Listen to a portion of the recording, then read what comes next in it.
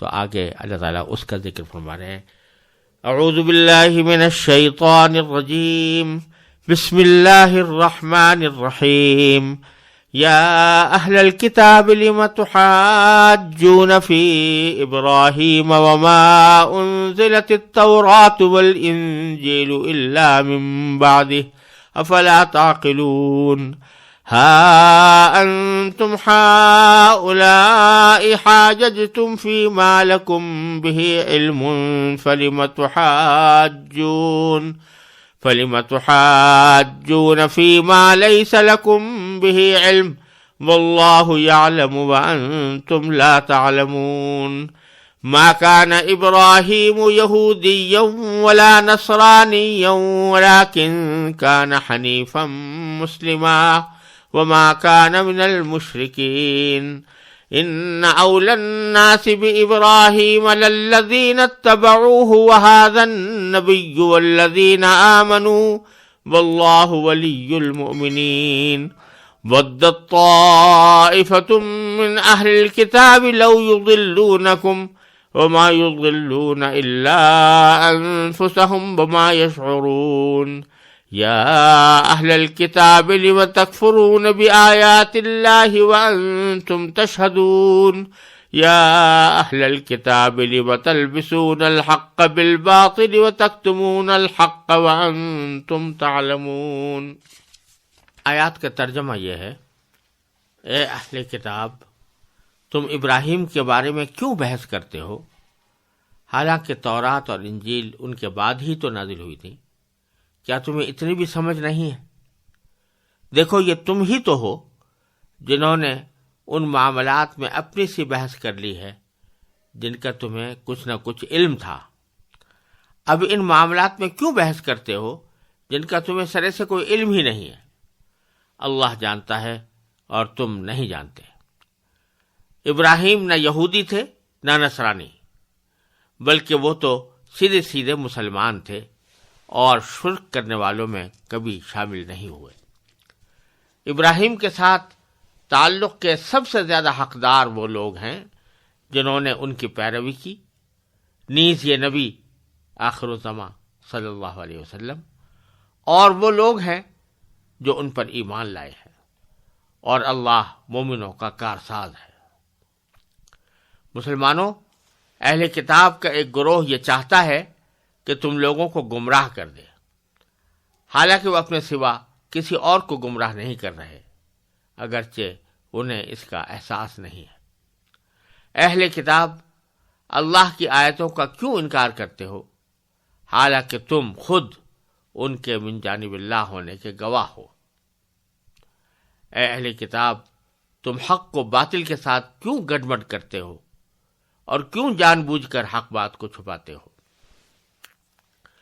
ان آیات میں اللہ تبارک و تعالی نے حضرت ابراہیم علیہ السلام کی جو حقیقی پوزیشن تھی وہ واضح فرمائی ہے.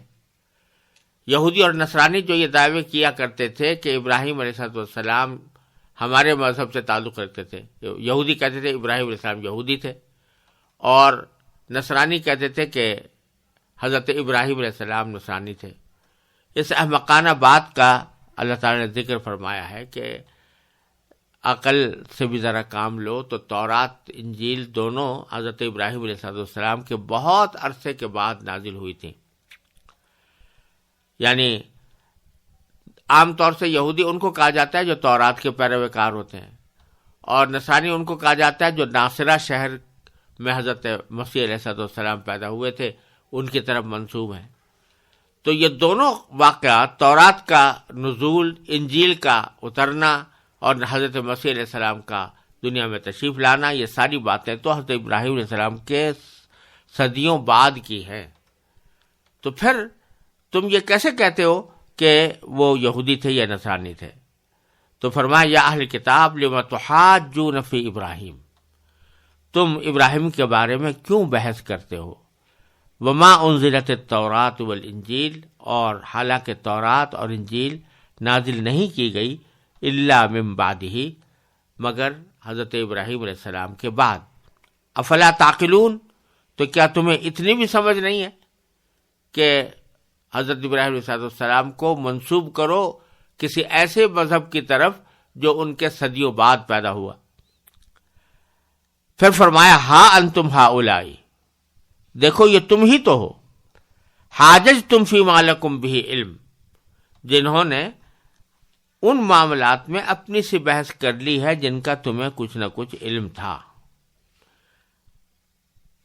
فلم تحاجون فیما لیس لکم بہ علم، تو اب ان معاملات میں کیوں بحث کرتے ہو جن کا تمہیں سرے سے کوئی علم ہی نہیں ہے۔ یہ اصل میں ارشاد فرمایا جا رہا ہے کہ یہودی ہوں یا عیسائی، انہوں نے جب کبھی اپنے دین کی حقانیت کے لیے بحث کی تو کبھی کبھی ایسے دلائل دیے جو کسی نہ کسی صحیح حقیقت پر مبنی تھے، اگرچہ دلیل صحیح نہیں تھی، لیکن جس واقعے کی بنیاد پر وہ دلیل دی جا رہی تھی وہ واقعہ درست تھا۔ مثلا حضرت عیسیٰ علیہ السلام بغیر باپ کے پیدا ہوئے، یہ واقعہ صحیح تھا، اور اس بات کا ان کو بھی علم تھا اور ساری دنیا کو علم ہے کہ حضرت عیسیٰ علیہ السلام بغیر باپ کے پیدا ہوئے، اور اب وہ اس کی بنیاد پر انہوں نے ایک غلط دلیل بنا لی کہ وہ خدا تھے، تو اس طرح دلیل بنا کر بحث کی، ایک ایسی بات کی بنیاد پر بحث کی جو حقیقت میں درست تھی، یعنی عیسیٰ علیہ السلام کا بے باپ کے پیدا ہونا، اس کی بنیاد پر بحث کی، اگرچہ وہ بحث غلط تھی اور اس میں ناکام ہوئے۔ تو اللہ تعالیٰ فرما رہے ہیں کہ جب تم کسی ایسی بحث میں ناکام ہو چکے ہو جو کسی صحیح بات پر مبنی تھی، تو اب تم کیسے کامیاب ہو سکتے ہو کسی ایسی بحث میں جس کا تمہیں علم ہی نہیں ہے، یعنی جو بالکل ہی غلط ہے، بے بنیاد ہے، جاہلانہ ہے، احمقانہ ہے۔ یعنی یہ کہنا کہ حضرت ابراہیم علیہ السلام یہودی مذہب کے پیروکار تھے یا عیسائی مذہب کے پیروکار تھے، یہ تو بدیہی طور پر غلط بات تھی، تو اس کی بنیاد پر تم کیسے کامیاب ہو سکتے ہو؟ یہ معنی ہے کہ تم ہی تو ہو جنہوں نے ان معاملات میں اپنی سی بحث کر لی ہے جن کا تمہیں کچھ نہ کچھ علم تھا، اب ان معاملات میں کیوں بحث کرتے ہو جن کا تمہیں سرے سے کوئی علم ہی نہیں ہے؟ اللہ جانتا ہے، واللہ یعلم، اللہ جانتا ہے، وانتم لا تعلمون، اور تم نہیں جانتے۔ پھر فرمایا ما کان ابراہیم یہودیا ولا نصرانیا، ابراہیم نہ تو یہودی تھے نہ نصرانی، بلکہ وہ تو فرمایا کہ کان حنیفا مسلما، وہ تو سیدھے سیدھے مسلمان تھے۔ حنیف کہتے ہیں اس کو جو سیدھے راستے پر ہو، جس میں کوئی ٹیڑھ نہ ہو، تو وہ سیدھے سیدھے مسلمان تھے، مسلم تھے، جنہوں نے اپنے آپ کو جھکا رکھا تھا اللہ تعالیٰ کے سامنے، اور وما کان من المشرکین، اور شرک کرنے والوں میں وہ کبھی شامل نہیں ہوئے۔ پھر آگے اللہ تبارک و تعالیٰ فرماتے ہیں کہ حضرت ابراہیم علیہ السلام چونکہ تمام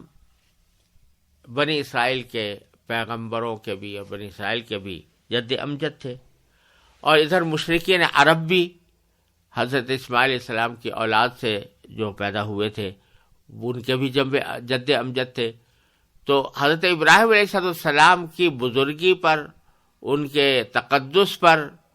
ان کے حجت ہونے پر سب متفق تھے،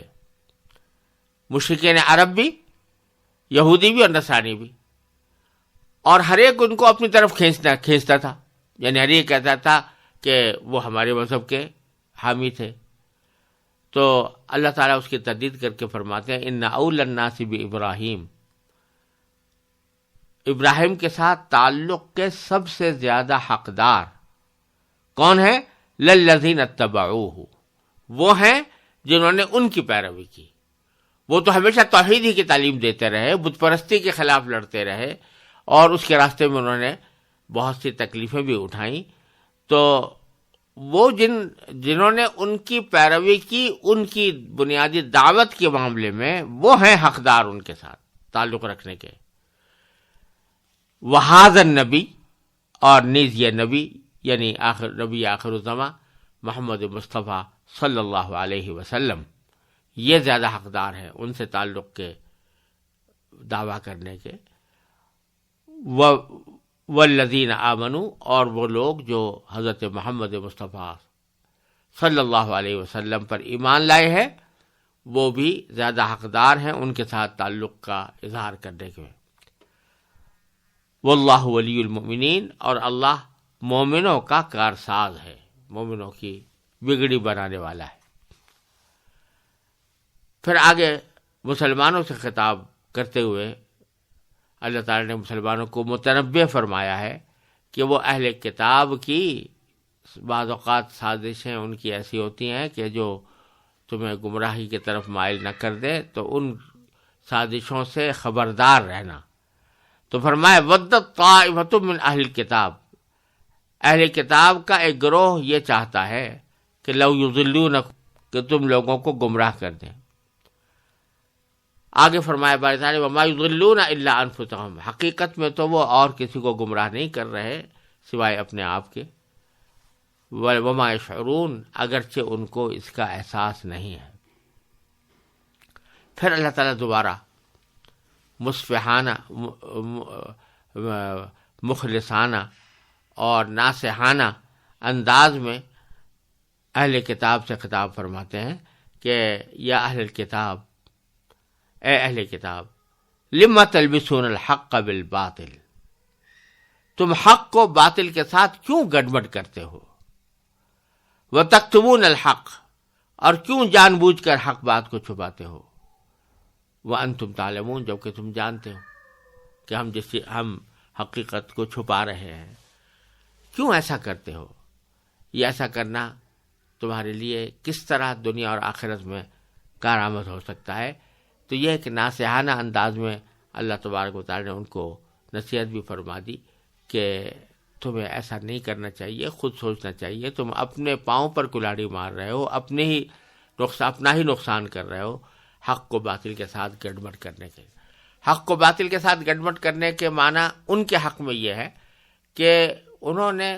مثلا جو یہودی تھے، انہوں نے تورات کے احکام میں کچھ تحریف کر ڈالی تھی، تو یہ حق کو باطل کے ساتھ گڑبڑ کر دیا تھا۔ عیسائیوں کے سلسلے میں حق کو باطل کے ساتھ گڑبڑ کرنے کے معنی یہ ہے کہ یہ بات تو حق تھی کہ عیسیٰ علیہ السلام بغیر باپ کے پیدا ہوئے، لیکن اس کو ذریعہ بنا دیا انہوں نے حضرت عیسیٰ علیہ السلام کے خدا ہونے کا، تو یہ باطل بات تھی۔ تو اس طرح انہوں نے حق کو باطل سے گڑبڑ کیا تھا۔ تو فرمایا کہ ایسا کیوں کرتے ہو اور حق بات کو جانتے بوجھتے کیوں چھپاتے ہو؟ بظاہر اس حق بات کو جانتے بوجھتے چھپانے سے مراد ان کی یہ ہے کہ حضرت نبی کریم سرور دو عالم صلی اللہ علیہ وسلم کی تشریف آوری کی خبر پچھلی کتابوں کے اندر وضاحت کے ساتھ موجود تھی کہ آپ تشریف لانے والے ہیں، اور آپ اس کا صحیح مصداق تھے، اور یہ لوگ اپنی کتابوں کے اندر مذکور علامتوں کی بنیاد پر یہ یقین رکھتے تھے کہ واقعتاً نبی کریم صلی اللہ علیہ وسلم اللہ تعالیٰ کے سچے رسول ہیں۔ چنانچہ دوسری جگہ قرآن کریم میں فرمایا یعرفونہ کما یعرفون ابناءہم، وہ حضور کو بحیثیت پیغمبر اس طرح پہچانتے ہیں جیسے کہ اپنے بیٹوں کو پہچانتے ہیں۔ اس کے باوجود وہ لوگ حق کو چھپا کر نبی کریم صلی اللہ علیہ وسلم کے رسالت کا انکار کرتے تھے، اس لیے فرمایا وَتَكْتُمُونَ الْحَقَّ وَأَنْتُمْ تَعْلَمُونَ، اور تم حق بات کو جانتے بوجھتے چھپاتے ہو۔ ایسا کیوں کرتے ہو؟ آگے پھر اللہ تبارک و تعالی نے اہل کتاب یہودیوں اور نصرانیوں کی کچھ بدعنوانیوں کا ذکر کیا ہے،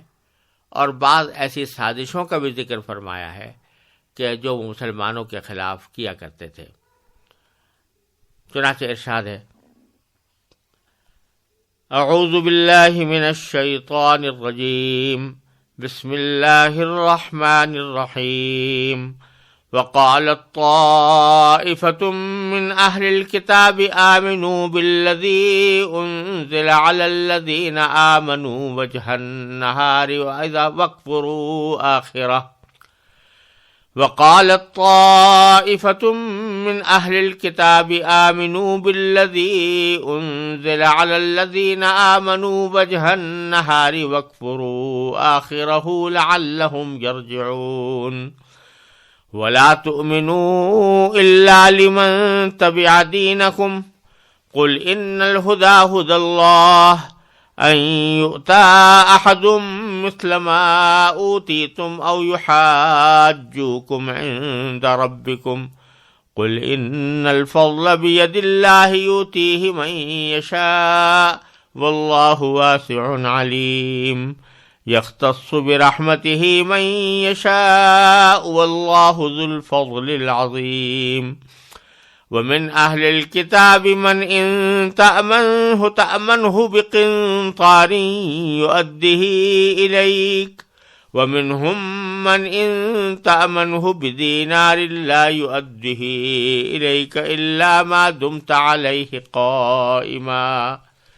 ذلك بأنهم قالوا ليس علينا في الأميين سبيل ويقولون على الله الكذب وهم يعلمون بلى من أوفى بعهده واتقى فإن الله يحب المتقين إن الذين يشترون بعهد الله وأيمانهم ثمنا قليلا أولئك لا خلاق لهم في الآخرة ولا يكلمهم الله ولا ينظر إليهم يوم القيامة ولا يزكيهم ولهم عذاب أليم وإن منهم لفريقا يلوون ألسنتهم بالكتاب لتحسبوه من الكتاب وما هو من الكتاب ويقولون هو من عند الله وما هو من عند الله ويقولون على الله الكذب وهم يعلمون. یہ سورہ آل عمران کی 72ویں آیت سے لے کر 78ویں آیت تک میں نے تلاوت کی ہے، اور اس میں اللہ تبارک و تعالی نے اہل کتاب کی مختلف غلطیوں، بدعنوانیوں اور سازشوں کا ذکر فرمایا ہے. سب سے پہلے ایک سازش کا ذکر ہے جس میں اللہ تعالیٰ فرماتے ہیں کہ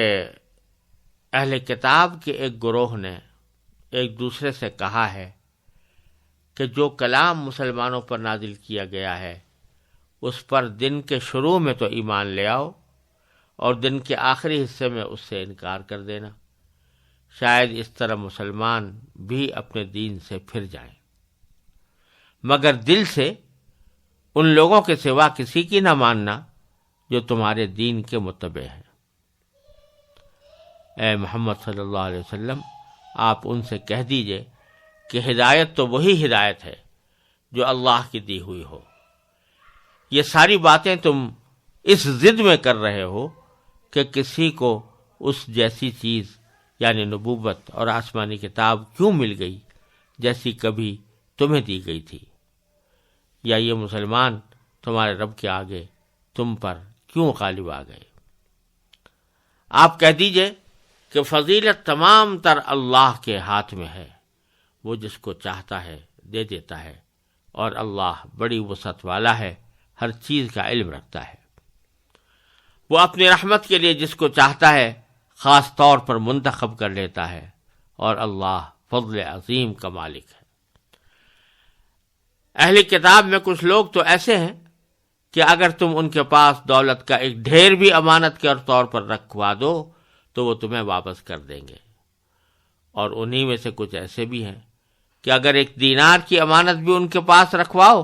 تو وہ تمہیں واپس نہیں دیں گے، الا یہ کہ تم ان کے سر پر کھڑے رہو. ان کا یہ طرز عمل اس لیے ہے کہ انہوں نے کہہ رکھا ہے کہ امیوں کے ساتھ معاملہ کرنے میں ہماری کوئی پکڑ نہیں ہوگی، اور اس طرح وہ اللہ پر جان بوجھ کر جھوٹ باندھتے ہیں. بھلا پکڑ کیوں نہیں ہوگی؟ جو اپنے عہد کو پورا کرے گا اور گناہ سے بچے گا تو اللہ ایسے پرہیزگاروں سے محبت کرتا ہے. اس کے برخلاف جو لوگ اللہ سے کیے ہوئے عہد اور اپنی کھائی ہوئی قسموں کا سودا کر کے تھوڑی سی قیمت حاصل کر لیتے ہیں، ان کا آخرت میں کوئی حصہ نہیں ہوگا، اور قیامت کے دن نہ اللہ ان سے بات کرے گا، نہ انہیں دیکھے گا، نہ انہیں پاک کرے گا، اور ان کا حصہ تو بس عذاب ہوگا انتہائی دردناک۔ اور انہی میں سے ایک گروہ کے لوگ ایسے ہیں جو کتاب یعنی تورات پڑھتے وقت اپنی زبانوں کو مروڑتے ہیں تاکہ تم ان کی مروڑ کر بنائی ہوئی اس عبارت کو کتاب کا حصہ سمجھو، حالانکہ وہ کتاب کا حصہ نہیں ہوتی، اور وہ کہتے ہیں کہ یہ اللہ کی طرف سے ہے، حالانکہ وہ اللہ کی طرف سے نہیں ہوتی، اور اس طرح وہ اللہ پر جانتے بوجھتے جھوٹ باندھتے ہیں۔ ان آیات میں سب سے پہلی بدعنوانی یا سازش جو بیان کی گئی ہے وہ یہ ہے کہ بعض اوقات یہودی ایک دوسرے سے گفتگو کرتے ہوئے یہ تجویز پیش کرتے تھے کہ ایسا کرو کہ ہم میں سے کچھ لوگ صبح کے وقت میں ایمان کا اظہار کر دیں، حضور اقدس صلی اللہ علیہ وسلم کے اوپر ایمان لانے کا اظہار کر دیں، اسلام لانے کا اظہار کر دیں، اور دن بھر مسلمان اپنے آپ کو دکھانے کے بعد شام کے وقت میں آخر دن کے آخر میں کہتے ہم تو بھائی ہم نے تو اسلام اختیار کر کے دیکھ لیا، ہمیں پسند نہیں آیا، یہ ہمیں صحیح نہیں لگتا، اس میں فلاں خرابیاں ہیں، لہذا ہم شام کو اس سے پھر جاتے ہیں اور اب ایمان کو چھوڑ دیتے ہیں اور واپس اپنے مذہب میں چلے جاتے ہیں۔ یہ تدبیر وہ اس لیے کرنا چاہ رہے تھے کہ وہ کہتے ہیں کہ جب ہم اس طرح 8-10 آدمی یا اس سے بھی زیادہ روزانہ یہ کام کریں گے کہ صبح کو ایمان لائے اور شام کو مرتد ہو گئے الیاذ باللہ، تو اس سے یہ ایک عام فضا بنے گی اور افواہیں پھیلیں گی کہ بھئی یہ تو لوگ لوٹ کر اسلام سے لوٹ کر اپنے پرانے دین پر جا رہے ہیں، تو ایک فضا بن جائے گی، ارتداد کی فضا بن جائے گی۔ تو ہو سکتا ہے کہ اس سے جو سچے مسلمان ہیں وہ بھی لوگوں کی دیکھا دیکھی ان کے دلوں میں یہ بات پیدا ہو جائے کہ جب اتنے سارے لوگ اسلام میں داخل ہو کر مرتد ہو رہے ہیں تو ہمیں بھی ایسے کرنا چاہیے۔ تو یہ مطلب ہے کہ وقالت طائفۃ من اہل الکتاب، اہل کتاب کے ایک گروہ نے ایک دوسرے سے کہا ہے کہ آمنوا بالذی انزل علی الذین آمنوا، کہ جو کلام مسلمانوں پر نازل کیا گیا ہے اس پر ایمان لے آؤ، وجہ النہار، دن کے شروع میں، وَاکْفُرُوا آخِرَہُ، اور دن کے آخری حصے میں اسے انکار کر دینا، لعلہم یرجعون، شاید اس طرح مسلمان بھی اپنے دین سے پھر جائیں۔ مگر ساتھ ہی وہ بھی یہ بھی کہہ دیتے کہ جس وقت تم یہ اعلان کرو کہ ہم مسلمان ہو گئے ہیں یا ایمان لے آئے ہیں تو وَلَا تُؤْمِنُوا إِلَّا لِمَنْ تَبِعَ دِينَكُمْ، حقیقت میں دل سے ان لوگوں کے سوا کسی کی نہ ماننا جو تمہارے دین کے پیروکار ہیں۔ بات ماننا تو ہمارے ہی ماننا، لیکن محض دکھاوے کے لیے ایمان کا اعتراف کا اعلان کر دینا اور پھر شام کو اس سے پھر جانا۔ قل، آگے اللہ تعالیٰ نبی کریم صلی اللہ علیہ وسلم سے خطاب فرماتے ہیں، ان الہدی ہدی اللہ، آپ ان سے کہہ دیجئے کہ ہدایت تو وہی ہدایت ہے جو اللہ کی دی ہوئی ہو۔ یہ تم جو ترکیب بتا رہے ہو یہ نہ تمہارے لیے کارآمد ہے نہ دوسرے مسلمانوں کے لیے کارآمد ہے کہ تمہیں دیکھ کر دوسرے لوگ بھی مرتد ہو جائیں۔ جس کو اللہ تعالی نے ہدایت دے دی تو وہ تو اللہ ہی کی دی ہوئی ہدایت پر ہے، وہ اس سے کبھی پھرے گا نہیں، نکلے گا نہیں، محض تمہاری اس سازش کی بنیاد پر وہ تمہارے اس جال میں نہیں آئے گا۔ اور یہ معنی بھی ہو سکتا ہے کہ ہدایت تو اللہ تعالی کی ہدایت ہے، تمہیں نصیب نہیں ہوئی ہے، اسی لیے اس قسم کی باتیں کر رہے ہو۔ اور پھر آگے فرمایا کہ یہ جو کچھ کر رہے ہو مسلمانوں کے خلاف سازش ہے، جو کچھ بنا رہے ہو یہ صرف حسد کی وجہ سے اور ضد کی وجہ سے ہے۔ کہ کیا ضد ہے؟ ان یؤتی احد مثل ما اوتیتم، یہ ساری باتیں تم اس ضد میں کر رہے ہو کہ کسی کو اسی جیسی چیز کیوں مل گئی جیسی کبھی تمہیں دی گئی تھی۔ اسی جیسی چیز سے مراد ہے نبوت اور آسمانی کتاب، یعنی وہ بنی اسرائیل میں چلی آ رہی تھی، حضرت یعقوب علیہ السلام کی اولاد میں چلی آ رہی تھی. کتابیں بھی انہی کو نازل ہوئی تھی، تورات، زبور، انجیل حضرت یعقوب علیہ السلام کی اولاد پہ یعنی بنی اسرائیل پر ہی نازل ہوئی تھی، اور بھی دوسری کتابیں، اور ساتھ ساتھ یہ کہ ان نبوت بھی ابھی تک بنی اسرائیل میں چلی آ رہی تھی. تو اس جیسی چیز کسی دوسرے کو کیوں مل گئی؟ یعنی بنو اسماعیل کو کیوں مل گئی؟ اسماعیل علیہ السلام کی اولاد میں محمد رسول اللہ صلی اللہ علیہ وسلم کو نبوت کیوں مل گئی؟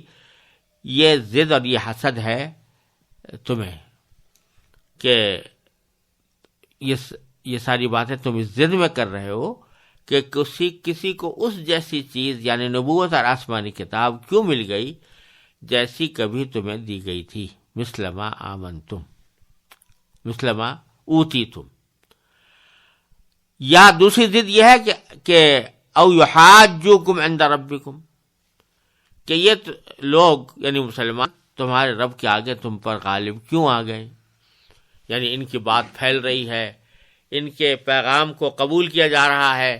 ان کے تعداد میں اضافہ ہو رہا ہے، اور بنی اسرائیل مغلوب ہو رہے ہیں. تو اس ضد اور حسد کی وجہ سے تم نے انکار کی یہ روش اختیار کر لی ہے، اور تو یہ سازشوں کے تانے بانے بن رہے ہو. پھر دوبارہ اللہ تعالیٰ فرماتے ہیں قل، آپ ان سے کہہ دیں ان الفضل بید اللہ، کہ فضیلت تمام تر اللہ کے ہاتھ میں ہے. وہ یؤتیہ من یشاء، وہ جس کو چاہتا ہے دے دیتا ہے.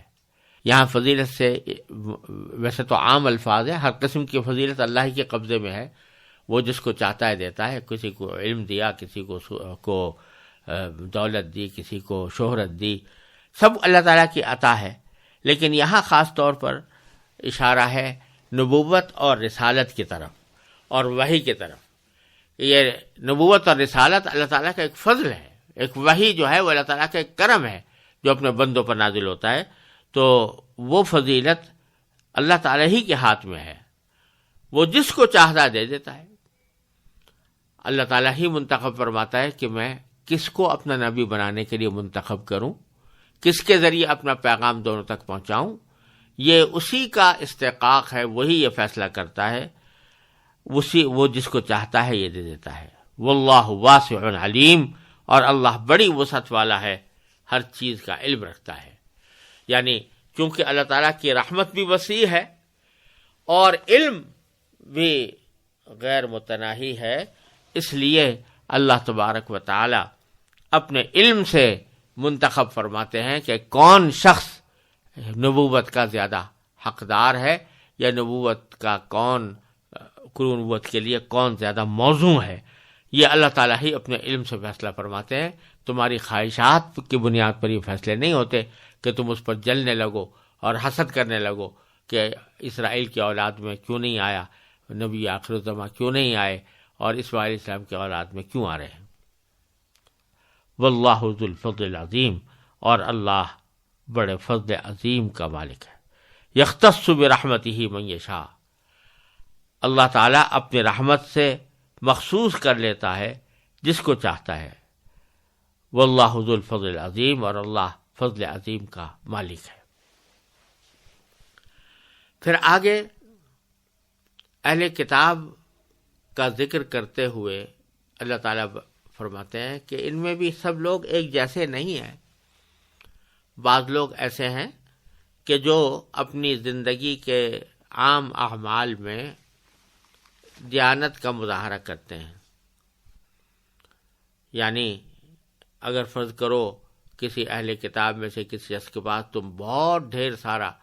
سونا چاندی بھی جو رکھوا دو امانت کے طور پر، تو وہ پوری امانت سے کام لیں گے اور وقت پر جب آپ تم چاہو گے تمہیں وہ ادا کر دیں گے. اور انہی میں وہ لوگ بھی ہیں بخیل کہ اگر ان کے پاس تم ایک دینار بھی امانت کا رکھواؤ گے تو وہ تمہیں دیں گے نہیں.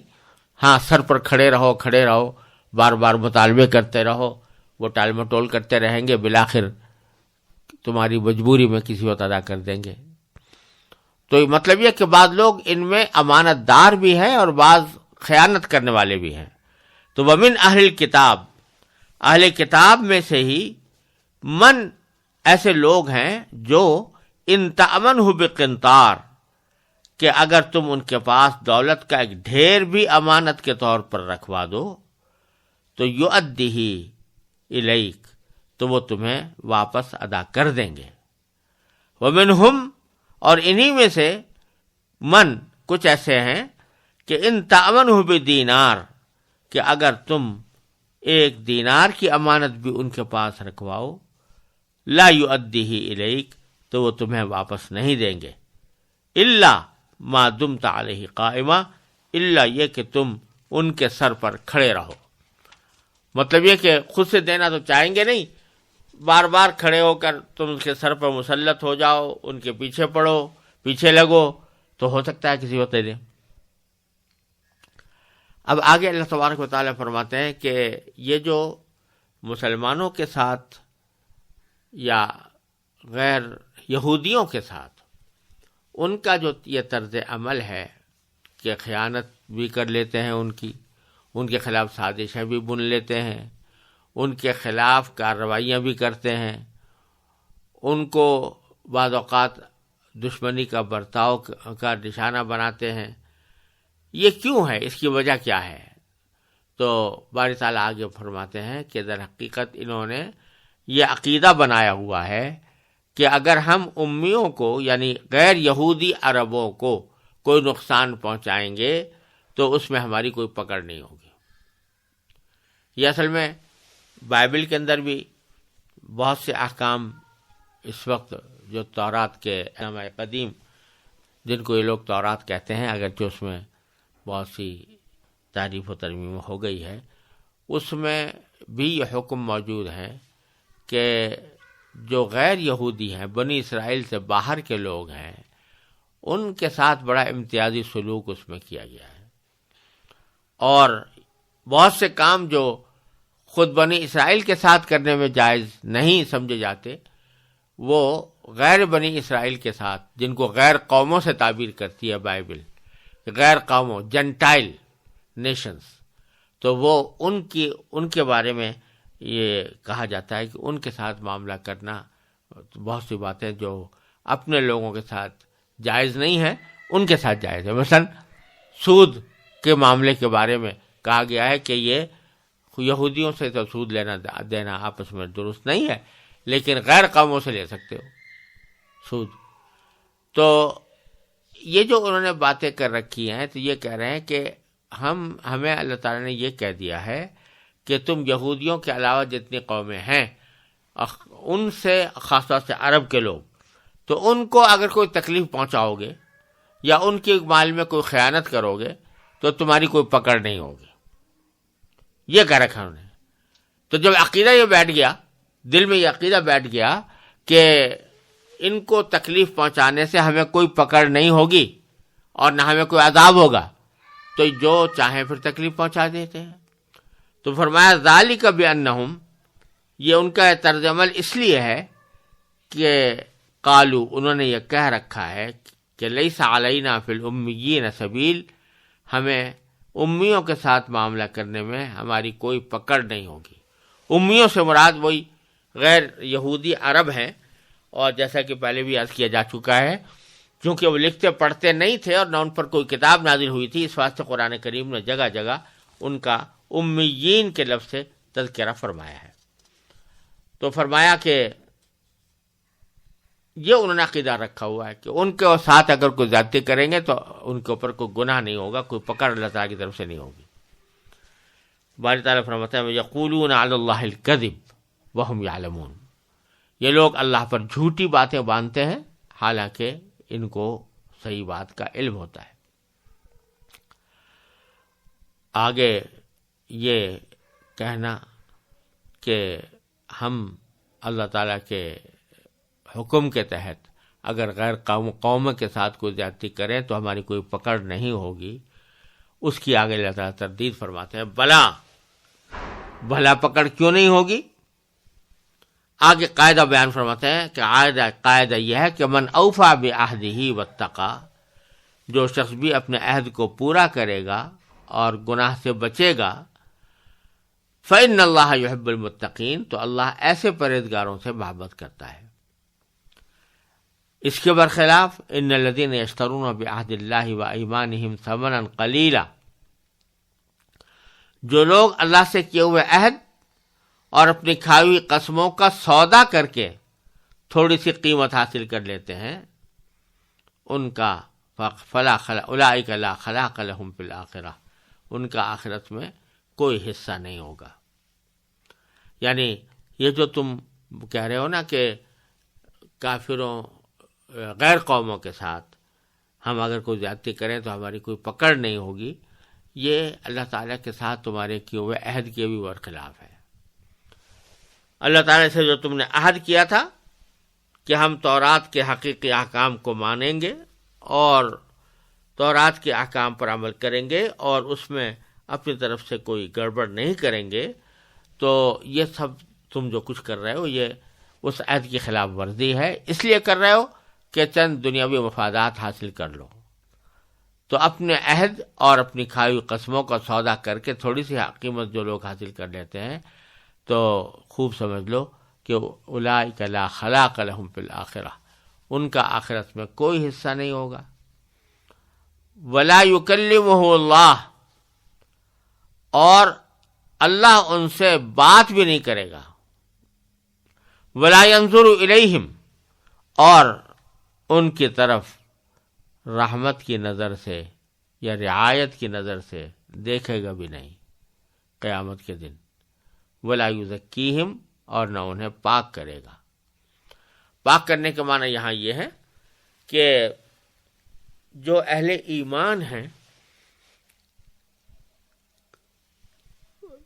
ان سے ہی کچھ گناہ سرزد ہو جاتے ہیں، تو اگر انہوں نے اس گناہ کی توبہ نہ کی، اپنی زندگی میں گناہ سے توبہ نہ کی،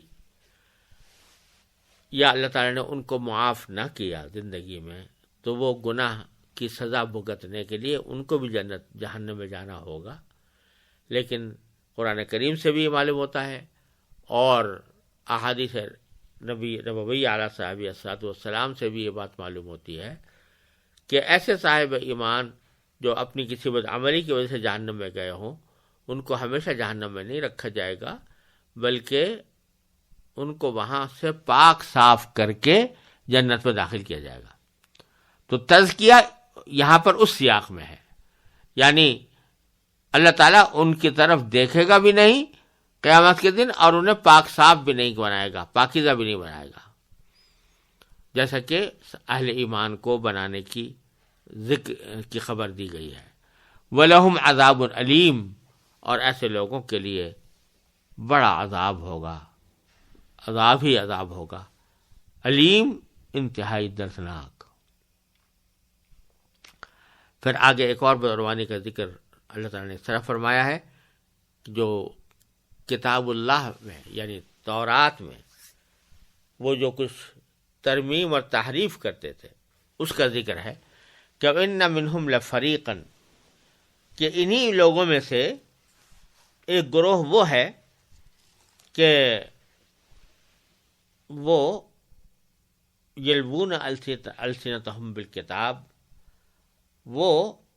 کتاب پڑھتے وقت اپنی زبانوں کو مروڑتے ہیں۔ اب مروڑنے کے معنی دو ہو سکتے ہیں، ایک تو یہ بھی ہو سکتا ہے کہ بعض اوقات ایک ہی لفظ کو اگر ایک طرح پڑھا جائے تو اس کے معنی کچھ اور ہوتے ہیں، اور اسی لفظ کو دوسری طرح پڑھ لیا جائے تو اس کے معنی بدل جاتے ہیں۔ یہ ہر زبان میں ہوتا ہے۔ تو وہ جب تورات کی آیات کو پڑھتے ہیں تو پڑھتے وقت زبانوں کو اس طرح مروڑتے ہیں پڑھنے کے لیے کہ اس سے اس کا مفہوم ہی بدل جاتا ہے۔ ایک معنی تو اس کے یہ بھی ہیں، اور دوسرے معنی یہ بھی ہے کہ زبانوں کو مروڑنا یہ ایک محاورہ بھی ہے، یعنی اپنی طرف سے وہ غلط سلط باتوں کو تورات کی طرف منسوب کر دیتے ہیں۔ لِتَحْسَبُوهُ مِنَ الْكِتَابِ، تاکہ تم اس کو کتاب اللہ کا حصہ سمجھو، وَمَا هُوَ مِنَ الْكِتَابِ، حالانکہ وہ کتاب کا حصہ نہیں ہوتی۔ وَيَقُولُونَ هُوَ مِنْ عِنْدِ اللَّهِ، اور وہ زبان سے بھی کہتے ہیں کہ جو ہم بات کہہ رہے ہیں یہ اللہ کی طرف سے ہے، وما ہوا من عند اللہ، حالانکہ وہ اللہ کی طرف سے نہیں ہوتی، وَيَقُولُونَ عَلَى اللَّهِ الْكَذِبَ وَهُمْ يَعْلَمُونَ، اور وہ اللہ پر جانتے بوجھتے جھوٹ باندھتے ہیں۔ یہ ان کی تعریف کا ذکر ہے، اور تحقیق سے یہ بات معلوم ہوئی ہے، اور اس بات کا اعتراف اب بہت سے خود ایسے لوگوں نے بھی کیا جو عیسائی تھے یا ہیں، کہ تورات اور انجیل اپنی اصل صورت میں باقی نہیں رہی، اس میں بہت سے الحاقات بھی کیے گئے ہیں، اضافے بھی کیے گئے ہیں، بہت سی عبارتیں حذف بھی کی گئی ہیں، بہت سی جگہ الفاظ کو تبدیل بھی کیا گیا ہے۔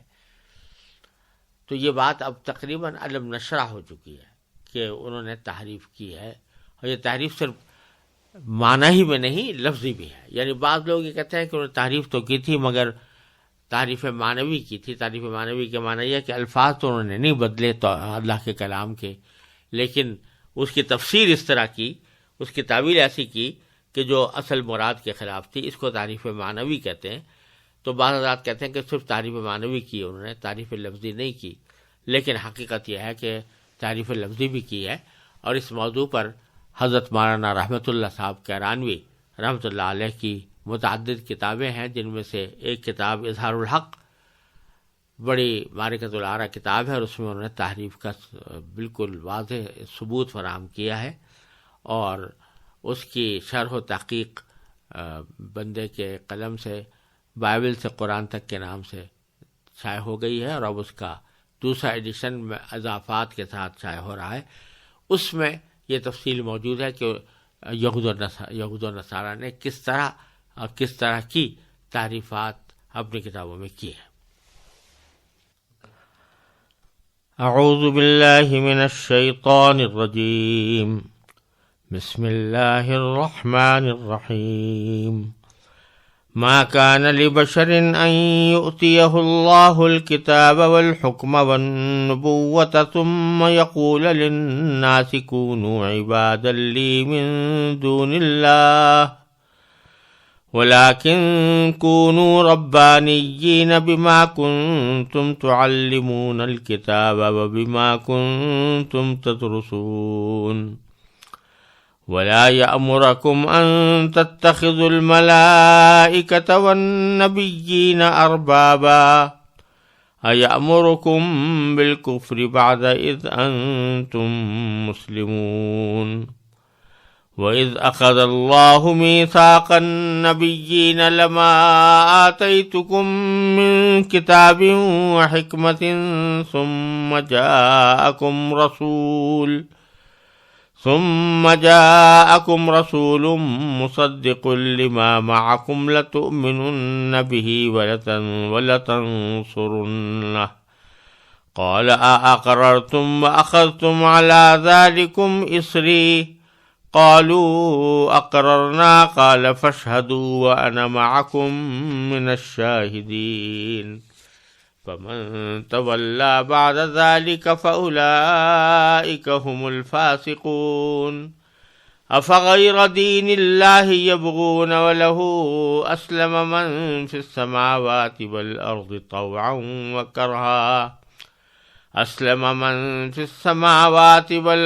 طوعا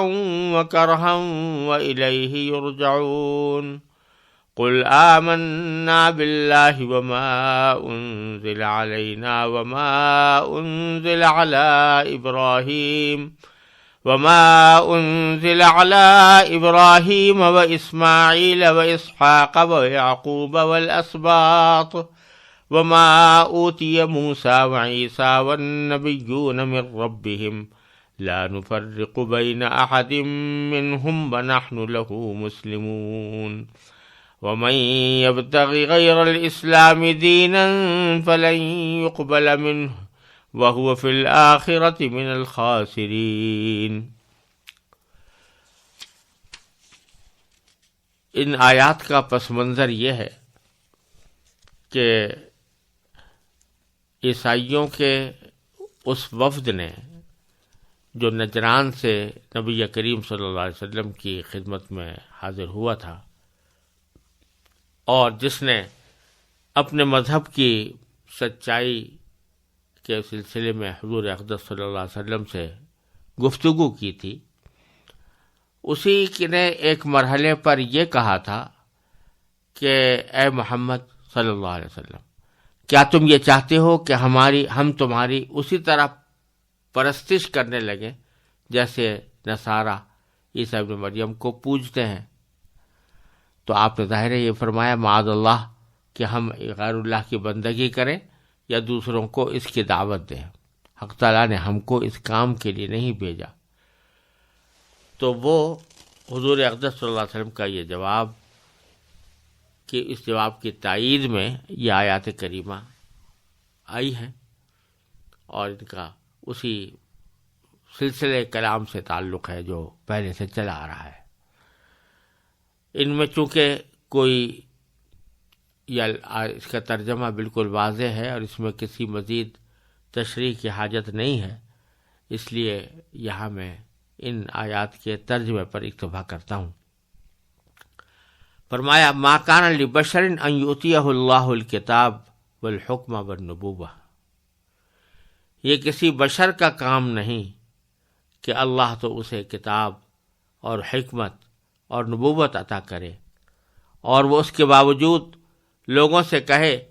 کہ اللہ کو چھوڑ کر میرے بندے بن جاؤ۔ اس کے بجائے وہ تو یہی کہے گا کہ اللہ والے بن جاؤ، کیونکہ تم جو کتاب پڑھاتے رہے ہو اور جو کچھ پڑھتے رہے ہو اس کا یہی نتیجہ ہونا چاہیے۔ اور نہ وہ تمہیں یہ حکم دے سکتا ہے کہ فرشتوں اور پیغمبروں کو خدا قرار دے دو۔ جب تم مسلمان ہو چکے تو کیا اس کے بعد وہ تمہیں کفر اختیار کرنے کا حکم دے گا؟ اور ان کو وہ وقت یاد دلاؤ جب اللہ نے پیغمبروں سے عہد لیا تھا کہ اگر میں تم کو کتاب و حکمت عطا کروں، پھر تمہارے پاس کوئی رسول آئے کتاب کی طرف جو تمہارے پاس ہے، تو تم اس پر ضرور ایمان لاؤ گے اور ضرور اس کی مدد کرو گے۔ اللہ نے ان پیغمبروں سے کہا تھا کہ کیا تم اس بات کا اقرار کرتے ہو اور میری طرف سے دی ہوئی ذمہ داری اٹھاتے ہو؟ انہوں نے کہا تھا ہم اقرار کرتے ہیں۔ اللہ نے کہا تو پھر ایک دوسرے کے اقرار کے گواہ بن جاؤ اور میں بھی تمہارے ساتھ گواہی میں شامل ہوں۔ اس کے بعد بھی جو لوگ ہدایت سے منہ موڑیں گے تو ایسے لوگ نافرمان ہوں گے۔ اب کیا یہ لوگ اللہ کے دین کے علاوہ کسی اور دین کی تلاش میں ہیں؟ حالانکہ آسمانوں اور زمین میں جتنی مخلوقات ہیں ان سب نے اللہ ہی کے آگے گردن جھکا رکھی ہے، کچھ نے خوشی سے اور کچھ نے ناچار ہو کر، اور اسی کی طرف وہ سب لوٹ کر جائیں گے۔ کہہ دو کہ ہم ایمان لائے اللہ پر اور جو کتاب ہم پر اتاری گئی اس پر، اور اس ہدایت پر جو ابراہیم، اسماعیل، اسحاق، یعقوب اور ان کی اولاد پر اتاری گئی، اور ان باتوں پر جو موسیٰ، عیسیٰ اور دوسرے پیغمبروں کو عطا کی گئیں۔ ہم ان پیغمبروں میں سے کسی کے درمیان کوئی فرق نہیں کرتے، اور ہم اسی ایک اللہ کے آگے سر جھکائے ہوئے ہیں۔ جو کوئی شخص اسلام کے سوا کوئی اور دین اختیار کرنا چاہے گا تو اس سے وہ دین قبول نہیں کیا جائے گا، اور آخرت میں وہ ان لوگوں میں شامل ہوگا جو سخت نقصان اٹھانے والے ہیں۔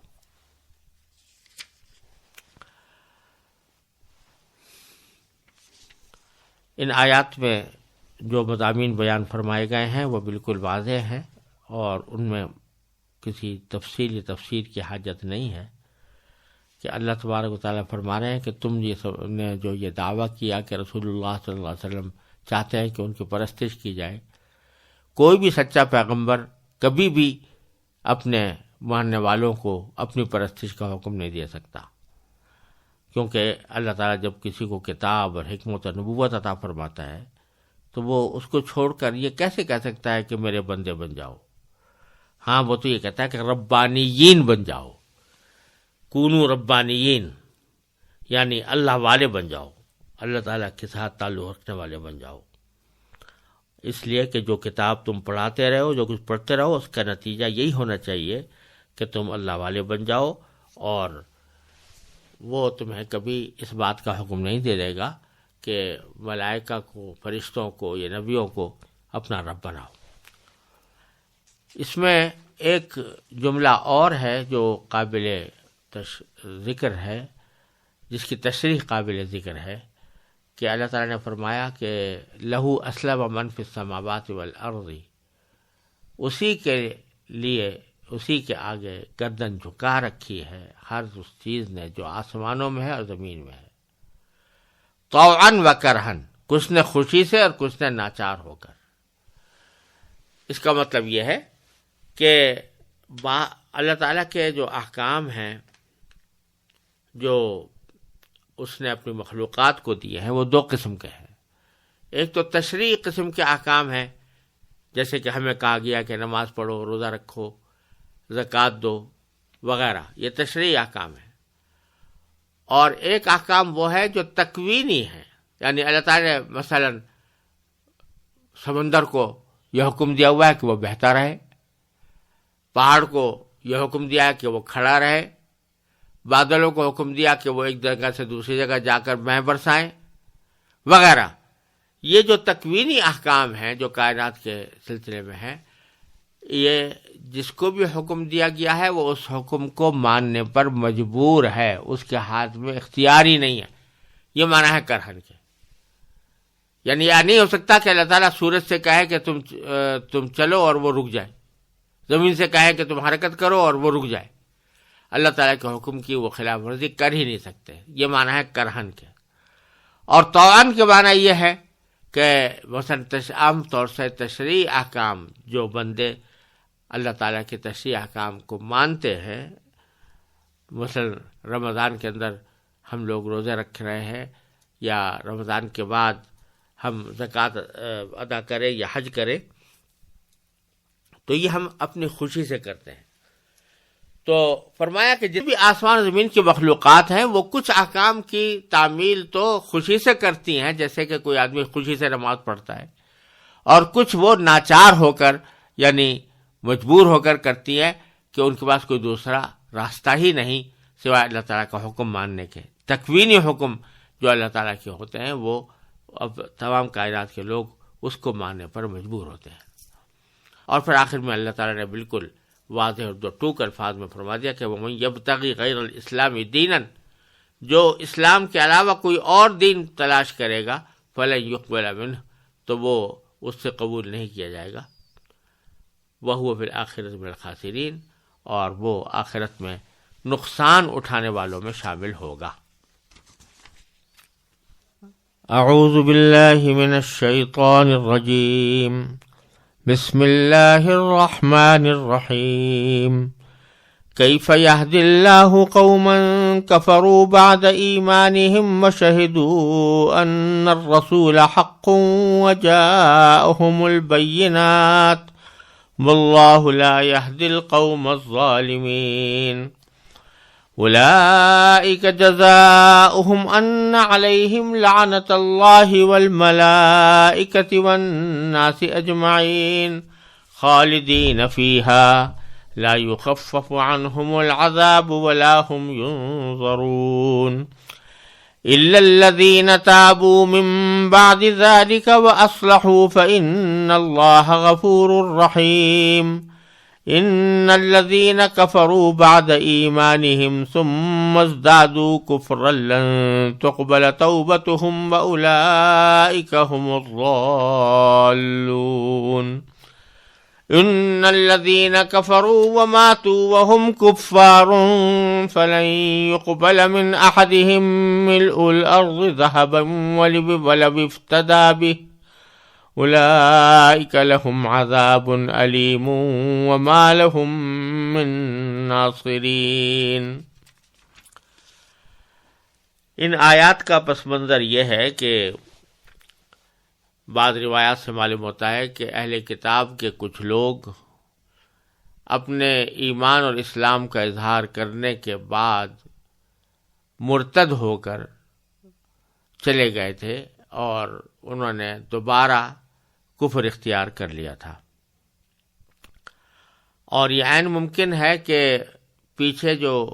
اللہ تعالیٰ نے ذکر فرمایا ہے کہ یہ لوگ آپس میں یہ باتیں کرتے ہیں کہ ایسا کرو کہ صبح کے وقت میں ایمان لے آؤ اور شام کو پھر ایمان سے پھر جانا، تاکہ لوگوں کے اندر یہ بات پھیلے کہ لوگ ایمان لا کر مرتد ہو رہے ہیں، تو اس سے ایمان کے خلاف ایک فضا بنے۔ تو شاید اسی سازش کے تحت بھی ایسا ہوا ہو کہ یہ لوگ پہلے ایمان لائے اور پھر مرتد ہو کر چلے گئے۔ تو اللہ تبارک و تعالیٰ ان کا ذکر فرما رہے ہیں کہ جو لوگ ایک مرتبہ اسلام لانے کے بعد پھر ارتداد کا راستہ اختیار کرتے ہیں یا دوبارہ حق سے منہ موڑتے ہیں، تو ان کا کیا انجام ہوگا۔ تو فرمایا کہ اللہ ایسے لوگوں کو کیسے ہدایت دے جنہوں نے ایمان لانے کے بعد کفر اختیار کر لیا،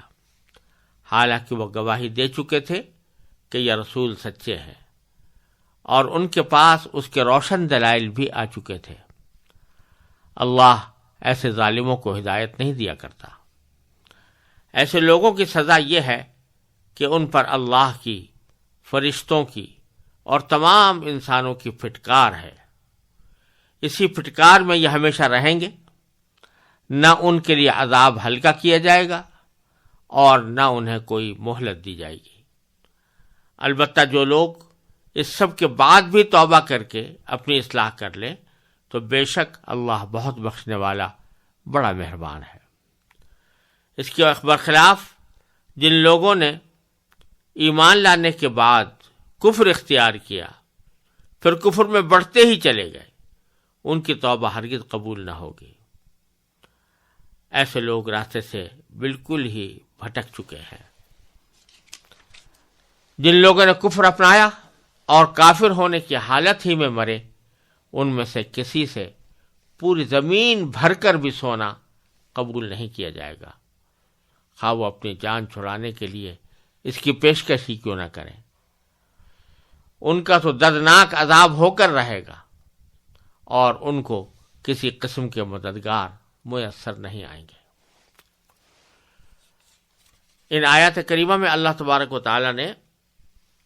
ان لوگوں کو کا حکم بتایا ہے جو ایمان لا کر پھر مرتد ہو گئے۔ اس میں یہ بات سمجھنے کی ہے کہ دو جگہ اللہ تعالی نے فرمایا کہ اللہ تعالیٰ ان کو ہدایت نہیں دے گا۔ پہلے تو شروع میں فرمایا کہ ایسے لوگوں کو اللہ کیسے ہدایت دے، کیف یہدی اللہ قوما، جنہوں نے ایمان لانے کے بعد کفر اختیار کر لیا۔ اور آگے فرمایا کہ واللہ لا یہدی القوم الظالمین، اور اللہ ظالم لوگوں کو ہدایت نہیں دیتا۔ یہاں یہ بات سمجھنے کی ہے جو پہلے بھی سورہ فاتحہ کی تفسیر میں گزر چکی ہے کہ ہدایت کے دو مطلب ہوتے ہیں۔ ایک ہدایت کا مطلب تو ہوتا ہے راستہ دکھا دینا کہ صحیح راستہ یہ ہے، بتلا دینا کہ صحیح طرز عمل یہ ہے۔ یہ تو اس قسم کی ہدایت تو اللہ تعالیٰ ہر ایک کو دیتا ہے، چاہے وہ کافر ہو، چاہے مرتد ہو، چاہے غیر مسلم ہو، فاسق ہو، فاجر ہو، راستہ سب کو بتا رکھا ہے اللہ تعالیٰ نے کہ یہ راستہ صحیح ہے اور یہ راستہ غلط ہے۔ لیکن ایک ہدایت کے معنی یہ ہے کہ اللہ تعالیٰ ہاتھ پکڑ کر دل تک پہنچا دے، اور یہ اس وقت ہوتا ہے جب کوئی بندہ چاہتا ہے کہ ہدایت ملے اور چاہنے کے ساتھ اس کے مطابق کچھ ہاتھ پاؤں چلاتا بھی ہے، قدم بڑھاتا بھی ہے، اور اسی کو اللہ تعالیٰ نے فرمایا والذین جاہدوا فینا لنہدینہم سبلنا، جو لوگ ہمارے راستے میں کوشش کرتے ہیں تو ہم ضرور بالضرور ان کو اپنے راستے پر پہنچا دیں گے۔ تو یہاں پر دوسری ہدایت مراد ہے۔ لیکن جو شخص کوشش ہی نہ کرے یا کوشش غلط سمجھ میں کرے تو اس کو دوسری قسم کی ہدایت نہیں ملتی۔ پہلی قسم کی ہدایت تو ملی ہوئی ہے، سب کو ملی ہوئی ہے کہ اللہ تعالیٰ نے بتا رکھا ہے کہ یہ راستہ صحیح ہے یا غلط ہے، لیکن دوسری قسم کی ہدایت اسی کو ملتی ہے جو وہ ہدایت حاصل کرنا چاہے. تو اس لیے فرمایا کہ جو لوگ کفر کر گئے ایمان لانے کے بعد تو ان کو اللہ کیسے ہدایت دے؟ زبردستی تو ان کو مسلمان بنانے سے رہا. اللہ تعالیٰ زبردستی کر کے کسی کو مسلمان نہیں بناتے. وہ ارادہ کرتے تو بے شک ہدایت دے دیتے اللہ تعالیٰ. اور یہی معنی آگے اس جملے میں بھی ہے کہ واللہ لا یہدی القوم الظالمین. اللہ تعالیٰ ظالم لوگوں کو ہدایت نہیں دیتا. یعنی پہلے معنی کی ہدایت تو دے رکھی ہے کہ بھئی دیکھو یہ ظلم ہے نہیں کرنا، لیکن دوسرے معنی کی ہدایت کہ ان کو ظلم سے زبردستی پکڑ کے نکال دے، یہ اس وقت تک نہیں ہوتا جب تک کہ بندہ ارادہ نہ کرے کہ میں اس گناہ سے اس ظلم سے باز آتا ہوں، پھر اللہ تعالیٰ اس کو نکالتا ہے. ایک بات تو یہ اس میں قابل ذکر ہے. دوسری بات یہ ذکر فرمائی ہے کہ مرتدین کے بارے میں جو لوگ کفر اختیار کر کے یعنی اسلام لانے کے بعد کفر اختیار کر کے مرتد ہو گئے، ان کی اللہ نے بتایا کہ ان کے اوپر اللہ کی بھی لعنت، ملائکہ کی لعنت اور سارے انسانوں کی لعنت. یعنی ان سارے انسانوں کی جو اللہ تعالیٰ کو ماننے والے ہیں اور اللہ تبارک و تعالیٰ کی فرما بردار ہیں. تو اور پھر ساتھ میں یہ بھی فرمایا کہ البتہ الا الذین تابوا من بعد ذلک واصلحوا. یہاں استثناء کر دیا اللہ تعالیٰ نے کہ ان میں سے بھی اگر بعد میں بھی توبہ کر لیں گے اور اپنے حالات کی اصلاح کر لیں گے تو پھر بھی ہم ان کی توبہ قبول کر لیں گے اور ان کو معاف کر دیں گے، ان کے اوپر مزید عذاب نہیں ہوگا. فإن اللہ غفور رحیم. لیکن اسی کے اگلے جملے میں اللہ تعالیٰ نے فرمایا ان الذین کفروا بعد ایمانہم ثم ازدادوا کفرا. یعنی جن لوگوں نے ایمان لانے کے بعد کفر اختیار کیا ثم ازدادوا کفرا، پھر کفر میں بڑھتے ہی چلے گئے. کفر میں بڑھتے ہی چلے گئے کہ معنی یہ کہ بس پھر ایمان کی طرف لوٹے نہیں، ارتداد سے توبہ نہیں کی. تو ان کے بارے میں فرمایا ان کی توبہ ہرگز قبول نہیں ہوگی. لن تقبل توبتہم واولئک هم الضالون. اور ایسے لوگ راستے سے بالکل ہی بھٹک چکے ہیں. تو یہاں توبہ سے مراد یہ نہیں ہے کہ اگر وہ ارتداد سے توبہ کریں، کفر سے توبہ کریں اور دوبارہ اسلام اختیار کر لیں تو وہ توبہ قبول نہیں ہوگی، یہ مراد نہیں ہے. کیونکہ پچھلی آیت میں اللہ تعالیٰ نے صاف صاف فرما دیا کہ اگر یہ لوگ مرتد ہونے والے لوگ بھی توبہ کر کے اپنی اصلاح کر لیں تو اللہ تعالیٰ بخشنے والا ہے اور مہربان ہے، وہ ان کی توبہ قبول کر لے گا. لہذا یہاں جو فرمایا جا رہا ہے کہ ان کی توبہ ہرگز قبول نہیں ہوگی، اس کا مطلب یہ نہیں ہے کہ ارتداد سے ان کی توبہ قبول نہیں ہوگی، بلکہ مطلب یہ کہ وہ اگر اس ارتداد سے توبہ کیے بغیر کچھ گناہوں سے توبہ کریں، مرتد ہونے کی حالت میں ان سے کچھ گناہ سرزد ہوئے، کسی نے مثلا شراب پی لی، کسی نے زنا کر لیا، کسی نے چوری کر لی، اس کی توبہ اگر اللہ سے مانگنا چاہیں گے تو وہ ہرگز قبول نہیں ہوگی، کیونکہ جب تک ایمان نہ ہو اس وقت تک ان گناہوں سے توبہ قبول نہیں ہوتی. تو ایک معنی تو یہ ہو سکتے ہیں. دوسرے معنی یہ بھی ہو سکتے ہیں کہ جب وہ کفر میں بڑھتے ہی چلے جا رہے ہیں اور حقیقت میں توبہ نہیں کر رہے تو مطلب ہے کہ دنیا میں انہوں نے توبہ نہیں کی لیکن آخرت میں توبہ کرنا چاہتے ہیں، یا مرتے وقت جب کہ سکرات موت ظاہر ہو گئے، نزع کی حالت طاری ہو گئی تو اس وقت توبہ کا دروازہ بند ہو جاتا ہے. اس وقت میں اگر وہ توبہ کرنا چاہیں گے تو ہرگز قبول نہیں ہوگی. اور پھر اللہ تبارک و تعالیٰ نے یہ فرما دیا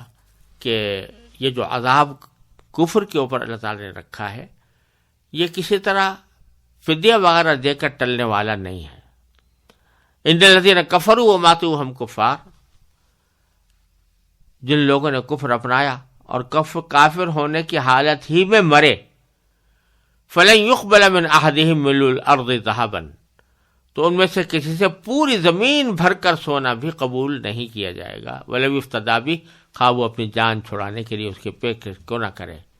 یعنی پیشکش کر بھی دی کہ میں ساری زمین کے برابر سونا دوں گا، مجھے میری جان چھوڑ دیں، اب مجھے اس عذاب سے نجات دے دیں، تو اس کا یہ پیشکش قبول نہیں کی جائے گی۔ اولئک لہم عذاب علیم، ان کو دردناک عذاب ہو کر رہے گا، وما لہم من ناصرین، اور ان کو کسی قسم کے مددگار میسر نہیں آئیں گے۔